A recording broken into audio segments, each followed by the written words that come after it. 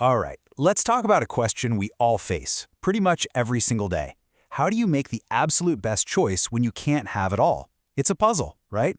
Whether you're a giant corporation or just trying to figure out what to cook for dinner, the answer is found in this really cool field called optimization. And today, we're going to demystify it. So, think about it. You've got limited resources, right? Time, money, energy, even just the ingredients in your fridge. But you also have a goal, something you want to maximize. Maybe it's profit, maybe it's your free time, maybe it's just making a tasty meal. Optimization is simply the name for finding the perfect balance, the best possible outcome you can get given all your limitations. It's the science of making the smartest choice. Okay, that might sound a little abstract, so let's bring it down to earth with a really simple example. We're going to look at a tailor's dilemma. This tailor has a classic business problem. They've got a limited amount of fabric, and they need to figure out the most profitable mix of clothes to make. This little puzzle is going to be our guide through this whole thing. So here's the situation. Check out this table. Our tailor has a set amount of cotton, silk, and wool. That's all they've got. They can make two things: dresses, which bring in $30 a profit, or suits, which are even better at $50 a pop. Now, here's the catch.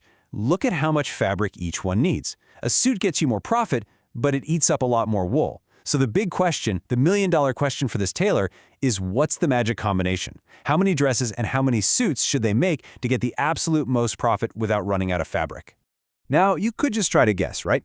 Maybe a few dresses, a few suits, but guessing isn't going to guarantee the best answer. To be sure, we need a system.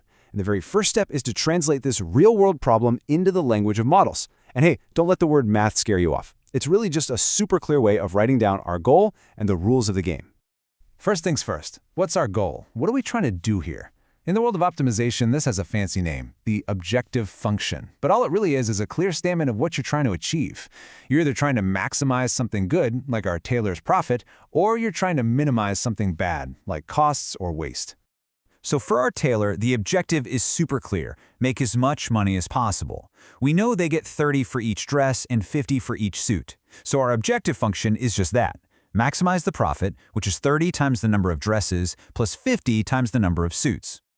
Okay, so we have our goal, but every game has rules, right? You can't just do whatever you want. In optimization, we call these rules constraints. They're simply the limits you have to play within. And for our tailor, those limits are pretty obvious. It's the amount of cotton, silk, and wool they have sitting on the shelf. And here's what those rules look like when we write them down. Let's take cotton. We know it takes 2 square meters for a dress and 1 for a suit. The total cotton we use has to be less than or equal to the 16 we have available. Simple, right? We do the exact same thing for silk and for wool. And there's one last, super obvious rule. You can't make negative dresses or negative suits. And just like that, we've done it. We've translated the entire problem into a clear, logical model. Okay, so we've got our problem all laid out in the language of models. Now what? How do we actually solve it? Well, there's a specific and really powerful tool for this, and it's called linear programming.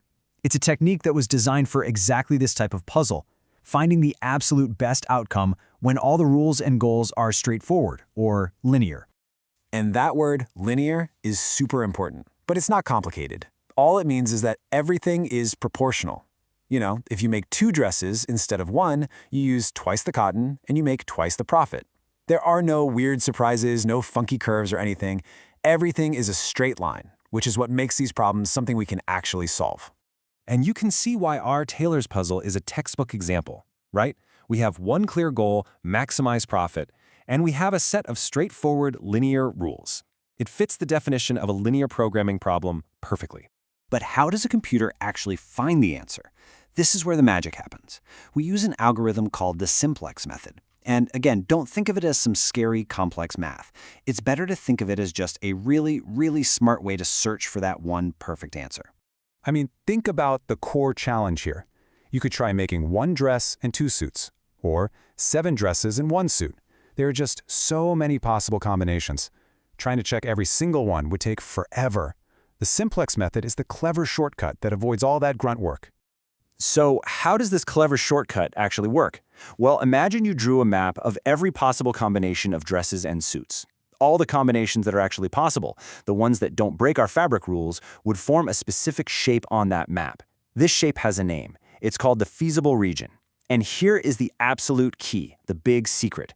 The best possible answer, the one that gives the most profit, will always be found at one of the corners of that shape. Always. So the simplex method is basically a smart traveler exploring this map. It starts at one easy corner, like making 0 of anything.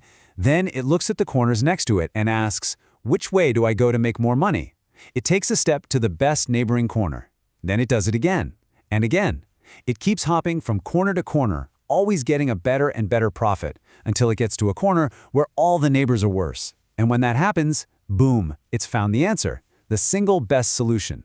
It's just an incredibly efficient way to find the peak of the mountain without having to wander all over the place. Okay, so this is a really neat solution for our tailor, right?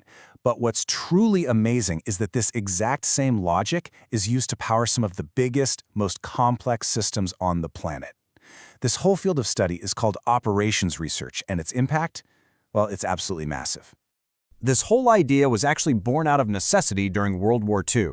Military planners had a huge problem. How do you allocate scarce resources? We're talking planes, ships, fuel, troops, to have the biggest impact.